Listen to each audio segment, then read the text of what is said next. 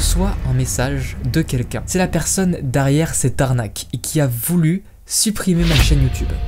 Dans cette vidéo, j'ai donné 3 anecdotes de collectionneurs de mangas. Tu vas voir qu'il s'est vraiment passé des dingueries. Il y aura une anecdote courte, une moyenne et une longue, dont celle où je me suis fait arnaquer des mangas. J'en avais déjà parlé dans une vidéo, mais c'est parti beaucoup plus loin justement après la publication de la vidéo et j'en ai jamais parlé sur ma chaîne, alors aujourd'hui c'est l'occasion. Mais on va commencer par l'anecdote du tome 99 de One Piece Collector. Je pense que tu vas même pas croire ce que je vais te raconter à partir de maintenant. Ces dernières années, et pour marquer le coup, Glénat a sorti pour les tomes de One Piece 98, 99 et 100, 3 tomes collector avec une couverture en cuir. Évidemment, ça a fait beaucoup de bruit quand c'est sorti. Il faut savoir qu'à l'époque, les mangas collector, c'était pas non plus la folie comme aujourd'hui. On galérait pas tant que ça pour en avoir. En réalité, le moment où c'est vraiment parti en n'importe quoi pour les tomes collector, c'est pour le tome 33 de l'Attaque des Titans. Et évidemment, il y a des petits malins qui ont vu ça comme une opportunité pour se faire de l'argent. Ou il y a des gens qui sont arrivés en boutique et qui ont commencé à prendre les tomes en grande quantité. Il était donc très compliqué de trouver ce tome-là collector, à part si tu le payais très cher sur Vinted. Et donc pour les collectors d'après, ça a été vraiment n'importe quoi. Alors t'imagines bien que quand Glénat annonce un collector pour One Piece, les gens allaient se jeter dessus, c'est évident. Et donc c'est alors que le tome 98 du manga sort. Et du coup moi à cette époque là j'étais pas à jour sur la lecture. Je vois du coup cet événement qui commence à se faire. Tout le monde hype de ouf sur le tome 98 et quand il sort c'est un bordel monstre. Il y a des gens qui se retrouvent avec une vingtaine de tomes à la caisse de One Piece Collector et c'est juste abusé. Je me souviens même d'un mec qui a pris 98 fois le tome 98 Collector de One Piece et ça a fait rager plein de personnes. Et je trouve ça vraiment dégueulasse parce qu'il y a plein de gens qui ont pas eu ce collector, dont moi, parce que à la base moi ça m'intéressait pas vraiment d'avoir ce collector. C'est quand je me suis rendu compte que tout le monde abusait dessus que je me suis dit bah il faut que je m'en procure un parce que sinon dans toute ma vie j'en aurais jamais en fait de ce collector. Mais au moment où j'ai réalisé que je voulais le tome 98 collector, eh bien il était plus du tout disponible en boutique, c'était impossible de le trouver. Donc moi j'étais bien triste de pas avoir ce tome 98. Malgré ça je faisais toutes les boutiques que je pouvais où on pouvait trouver des mangas. On sait jamais, peut-être que quelqu'un a laissé un petit collector quelque part, mais ça m'étonnait grandement. Pourtant une semaine plus tard je passe devant un Carrefour. Du coup hop je vais à Carrefour au rayon manga pour voir, on sait jamais, mais bon c'est même pas la peine d'espérer. J'arrive au rayon manga et je vois deux on va dire collégiens lycéens qui du coup étaient au rayon manga et un des deux avait dans sa main le tome 98 collector de One Piece. Pourtant ça faisait une semaine qu'il était sorti. Ma théorie là-dessus c'est que Carrefour en avait pas mal en stock et que du coup ils en gardaient en réserve et qu'ils en mettaient quelques-uns en rayon tous les jours. Et justement bah je tombe nez à nez avec quelqu'un qui a le tome 98 collector et j'ai pété un câble parce que c'était le seul tome collector qu'il y avait dans le rayon. Et comme j'étais un petit peu pressé et j'arrive à toute vitesse dans le rayon manga, le mec je sais pas pourquoi il a eu une sorte de réflexe et il a posé son tome dans le rayon. Il a reposé dans le rayon. Et du coup moi je le regarde, il me regarde et en fait j'ai l'impression qu'il a juste reposé le tome 98 collector. Alors du coup je l'ai pris et je suis allé à la caisse simplement. C'est comme ça que j'ai eu mon tome 98 collector. Dans les commentaires il y en a qui vont dire mais ça se fait pas Victor, t'es sérieux d'avoir volé un tome 98? Bah écoute non je l'ai pas volé hein. Le mec l'a reposé en rayon, le mec s'est même décalé, il me l'a laissé prendre, il m'a rien dit. Dites-moi si vous aurez fait pareil dans les commentaires, mais s'il l'avait gardé dans ses mains j'aurais pas arraché des mains hein. C'est totalement logique. Mais c'est pas ça que je voulais vraiment vous raconter par rapport au tome collector de One Piece, parce que du coup pour le tome 99 cette fois-ci je suis allé à l'ouverture des boutiques pour en avoir un. Bon et je vais pas te cacher que j'ai séché les cours, voilà j'ai séché les cours. Désolé papa maman, voilà. Vous inquiétez pas, j'ai eu mon diplôme. Et donc je me suis réveillé de bonne heure histoire d'être en avance à l'ouverture d'une librairie et la queue était monstrueuse. Vraiment il y avait une énorme foule qui attendait l'ouverture de la librairie. J'étais loin d'être le seul. Donc du coup je me pose devant la boutique, j'attends un petit peu, la boutique ouvre. Comme il y avait déjà eu pas mal d'émeutes pour le tome 98, et bien là ils ont fait bien les choses. Les libraires ont laissé un collector par personne. Et ça c'est super important parce que du coup il y avait beaucoup de gens qui le voulaient et c'est trop bien qu'ils fassent ça pour éviter que les gens en prennent plusieurs pour les revendre après super cher sur internet. Donc du coup voilà, je rentre dans la boutique, il me donne le tome collector 99 de One Piece, je le paye, je l'encaisse, etc. Et juste après je vois des gens qui ressortent de la librairie avec une pile comme ça de tome 99 collector. Vraiment une grosse pile comme ça. Et c'est sûr c'est des revendeurs et qui vont les revendre à des prix abusés, tu vois. Donc ces gens là officiellement ils ont dû se faire de l'argent premier degré. Et bien évidemment c'est dégueulasse hein. Si t'es dans ma communauté que tu fais ça, attention, tu risques le bannissement suprême. Mais du coup comment ils ont fait pour avoir autant de collectors? Et bien tu vas pas me croire, mais ces gens sont tellement fous qu'ils ont changé leurs vêtements. Il y a des gens, ils échangeaient de vêtements pour faire genre ils étaient des nouvelles personnes et ils ont littéralement eu plusieurs tomes collector. Ils sont passés plusieurs fois et les gens y ont vu que du feu. Donc si jamais tu veux plusieurs collectors, change d'identité, c'est un conseil très qualitatif que je te donne maintenant.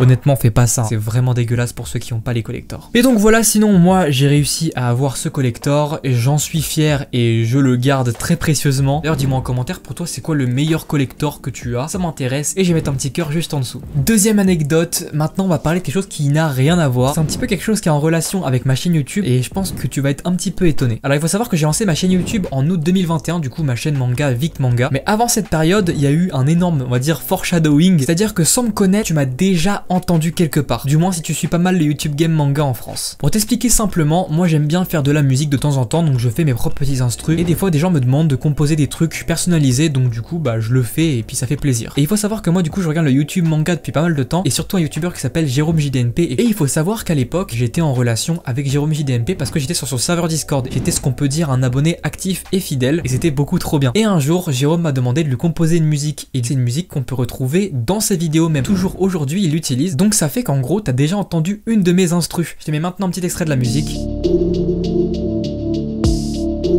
Donc voilà une petite musique qu'il peut utiliser quand il parle de manga d'horreur. Ça me fait vraiment plaisir de le retrouver même encore aujourd'hui. Mais il y a autre chose encore, je pense que tu connais le youtubeur Inviewer. Eh bien sache que si tu regardes Inviewer, même Inviewer ne le savait pas, je lui ai dit par la suite, mais il utilisait une de mes instrus dans ses vidéos. En gros quand tu composes de la musique, des fois pour le kiff tu peux te donner le défi de reproduire certaines instrumentales connues de musique de rap par exemple. Et donc j'avais reproduit l'instrumental Cheddar de Népal. Ce qui est très marrant, et bien c'est que Inviewer a utilisé cette prod, parce qu'en gros voilà j'ai une chaîne de musique qui s'appelle Vic Beats, et dessus j'y ai posté une instru qui a fait 46 000 vues quand même, et donc il y a pas mal de youtubeurs qui l'ont utilisé en fond dans leurs vidéos, dont Inviewer. Et moi je trouve ça vraiment extrêmement marrant, parce que du coup je regardais simplement ces vidéos et un jour j'ai fait mais en fait il utilise ma musique là. Aujourd'hui je me retrouve à être en face de vous, à vous parler en tant que youtubeur, alors que la plupart d'entre vous avant de me connaître, vous avez déjà sûrement entendu une de mes musiques. Au passage n'hésite pas à t'abonner parce que la moitié qui me regarde ne sont pas abonnés, donc juste vérifie si t'es abonné, et si c'est pas le cas, tu cliques dessus et c'est parti pour une aventure de dingue là. Bon maintenant on va parler de l'anecdote que vous attendez. Le jour où je me suis fait arnaquer des mangas et on m'a menacé de supprimer ma chaîne YouTube. C'est même pas une blague. L'année dernière je me suis fait arnaquer sur Boncoin, très simplement, très bêtement, en voulant acheter l'ancienne édition des mangas Gantz à un prix très alléchant. En gros le vendeur m'a ramené sur un lien PayPal où il a un petit peu traficoté la page pour me faire débourser 50 € dans le vide, et je peux même pas me faire rembourser par PayPal. Donc j'ai perdu 50 €, j'ai perdu les mangas Gantz que j'imaginais avoir quelques jours après, et une fois que j'avais payé évidemment la personne a disparu d'internet. Quand j'envoyais un mail ça répondait pas, quand j'envoyais un message sur le Bon Coin ça répondait pas, enfin bref je m'étais fait bien douiller quoi. Et donc j'ai fait une vidéo où je parlais justement on m'a arnaqué nanani nanana, et je donnais des conseils aussi sur comment ne pas vous faire arnaquer sur le Bon Coin, parce que je sais qu'il y a beaucoup d'entre vous qui sont assez jeunes et j'ai juste pas envie que vous vivez la même chose. Alors du coup j'ai donné pas mal de petits conseils pour voilà ne pas se faire douiller trop facilement sur le Bon Coin. Et suite à cette vidéo, à peu près une semaine après, je reçois un message de quelqu'un. Et cette personne, c'est la personne derrière cette arnaque et qui a voulu supprimer ma vidéo, voire ma chaîne YouTube. Alors il faut savoir qu'à ce moment-là, j'avais aucunement envie de récupérer mes 50 €. C'est bon, c'était fait, je me suis fait arnaquer et point final, tu vois, c'est pas grave, je passais à autre chose. 50 € c'est une belle somme, mais dans une vie, en vrai, c'est rien. Et donc là, je reçois un message de quelqu'un qui me dit, est-ce que tu vas récupérer tes 55 €? Et il me dit, parce que en fait, dans la vidéo, tu as mis mon nom. J'aurais mis apparemment le nom de son entreprise, mais une entreprise qui arnaque des gens, c'est totalement débile. Et du coup, la personne m'a dit, supprime la vidéo et je te rends tes 55 €. Et évidemment, moi je suis quelqu'un de très joueur, du coup, je me suis pas laissé abattre. Dans le sens où par message privé, je me suis fait passer pour un gros débile pour le faire rager, et ça a totalement fonctionné. Salut, tu veux récupérer tes 55 €? Supprime la vidéo.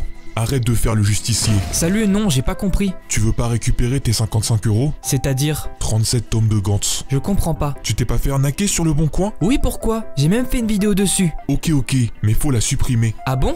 Pourquoi? Il y a une musique qui n'est pas libre de droit? Tu dévoiles mon nom sur ta vidéo. C'est-à-dire? ALR. C'est qui ça? Ça peut pas être un nom, il y a que 3 lettres en majuscule. Entreprise. Soit tu supprimes la vidéo ou l'extrait. Oh, tu es une entreprise. Trop cool. Tu vends quoi? Je peux te faire de la pub si tu veux. Tu vas te prendre un strike, à toi de voir. C'est gentil de vouloir me redonner 55 €, mais malheureusement la personne me les a pris. Garde ton argent pour toi et pour t'acheter des mangas. J'accepte pas l'argent de mes abonnés. Je suis pas ton abonné MDR. D'ici 48 heures, si tu supprimes pas ta vidéo, ta chaîne sera malheureusement supprimée. À toi de voir si tu es prêt à perdre ta chaîne YouTube pour une vidéo. J'espère que tu prendras la bonne décision. Ne t'inquiète pas, YouTube m'a dit qu'il y avait aucun problème. Merci de m'avoir prévenu. Donc voilà, comme tu le vois, les messages sont plutôt marrants et le mec, il a dû péter un câble derrière son écran. Et ça me fait extrêmement rire. Mais la personne a quand même porté plainte auprès de YouTube par rapport à ma chaîne YouTube. Et j'ai vraiment reçu un mail de plainte où potentiellement ça pouvait supprimer la vidéo, voire ma chaîne YouTube. Le truc étant que le mec est complètement débile puisqu'il a une entreprise apparemment que j'ai diffusée dans ma vidéo et une entreprise qui arnaquerait des gens. C'est totalement débile. Après ce mail qui est quand même assez flippant, qui m'a fait quand même un petit peu stresser, et bah il s'est absolument rien passé puisque le mec